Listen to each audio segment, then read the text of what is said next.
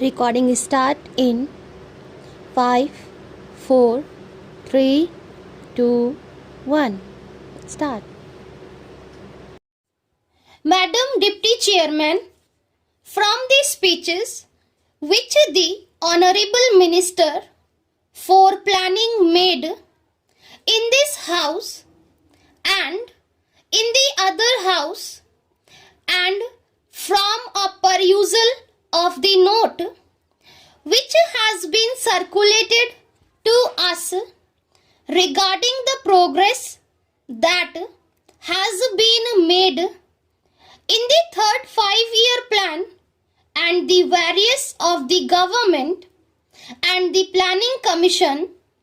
I have a feeling that the government of India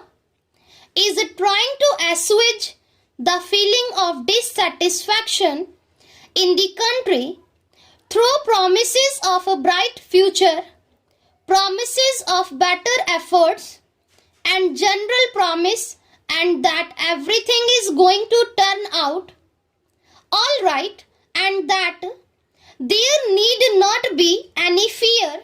or an anxiety in the country. Madam, while saying this, I realize that the country has made certain progress in the development of our economy. During the last decade, industrial production has increased, agricultural production has increased,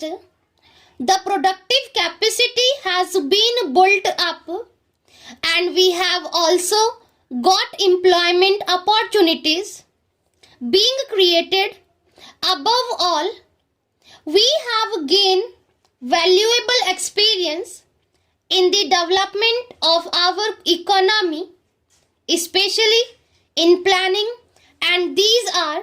all to the credit side of the plan. Unfortunately, madam, the price that we have paid for this progress is rather heavy. The imbalances that we have created are likely to go out of control unless definite steps are taken to see that the imbalances are corrected at the earliest opportunity. The problem of the distribution of income that is generated as a result of the development efforts in the country as a perennial question and comes up again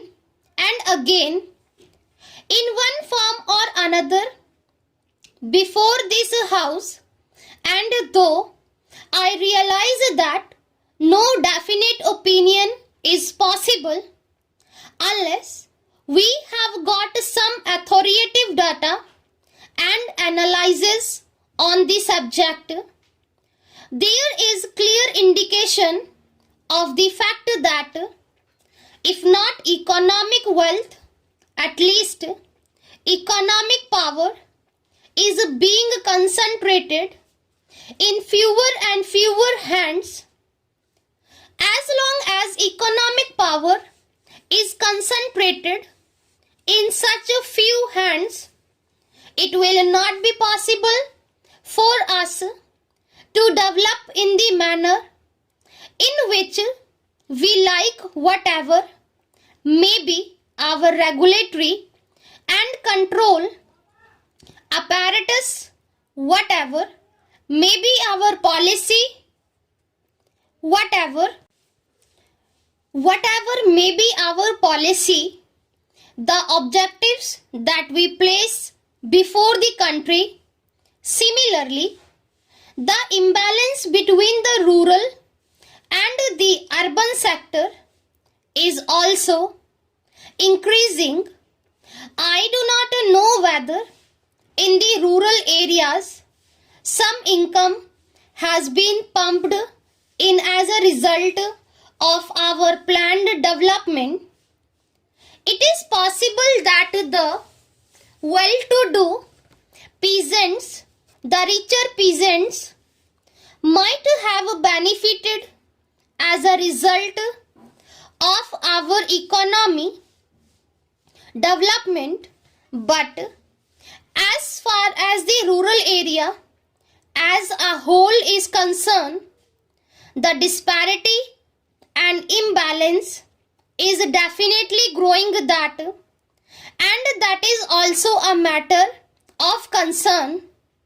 The very fact that urbanization takes place at such a rapid rate in our country is visible proof that the imbalance has been growing, with the result that neither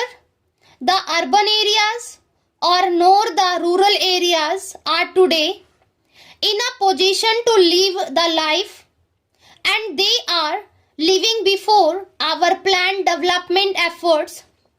started. Now there is over congestion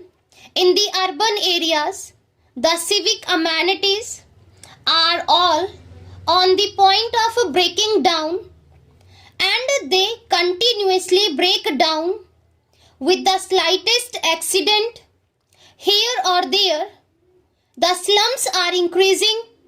at a rapid rate and unemployment is increasing. Whatever may be the figures regarding crimes, etc., that may be published by the government, and there is a definite impression in the country that the crime situation is also deteriorating. That is because of the congestion in the urban areas, because of the difficulties due to lack of resources. They are unable to deal with the problems that arise as a result of this over congestion, and the problem of law and order becomes more acute as a result of this urbanization. Thirdly, the question of unemployment has also taken a rather serious, and when the government spokesman addresses homilies to other regarding the agitation against high prices and high taxes, they completely forget that year by year one earner has to support more and more people, and we have got the authority of no less a person than the planning minister himself to say that the real income of the earner, at least in the lower income group, has not risen, and in spite of that earner has to support a larger and larger number of dependents. There is also so much dissatisfaction in the country that people are clamoring against rising prices and rising taxes. The planning minister has given us a frank picture regarding what has happened in the first year of the third plan period, and we are grateful to him for this frank picture. The figures that he has cited have given us a clear idea of what is happening to our economy at the present moment, but he has tried to strike a note of optimism. He has tried to explain the reasons that are responsible for this state of affairs, and he has also indicated that the planning commission is conscious of all these drawbacks.